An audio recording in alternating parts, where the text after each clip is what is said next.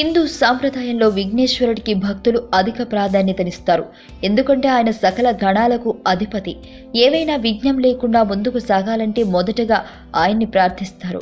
ఎక్కడ ఏ శుభకార్యం జరిగినా తొలి పూజ ఆ దేవదేవుడికి అందుతుంది.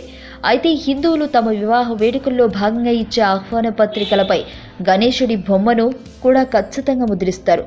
అలా ఎందుకు చేస్తారో ఇప్పుడు తెలుసుకుందాం. మనిషికి తెలివితేటలు, ప్రతిభ, నైపుణ్యాలను కలుగజేసే దేవుడిగా విఘ్నేశ్వరుడు ప్రసిద్ధిగాంచాడు.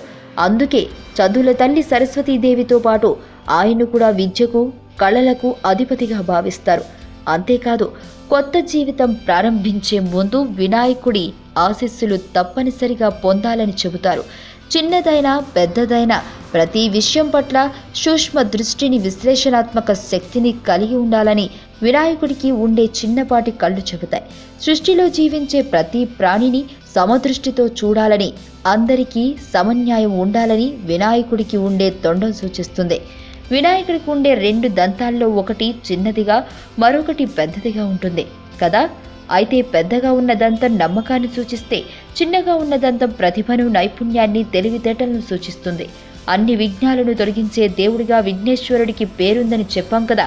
అవును, అందుకే ఎవరి జీవితంలోనైనా జరిగే కేవలం ఒకే ఒక్క అతిపెద్ద పండుగైనా వివాహానికి ఎటువంటి ఆటంకాలు, అడ్డంకులు కలగకూడదనే నమ్మకంతో వివాహ ఆహ్వాన పత్రాలపై ఆయన బొమ్మను ముద్రిస్తారు.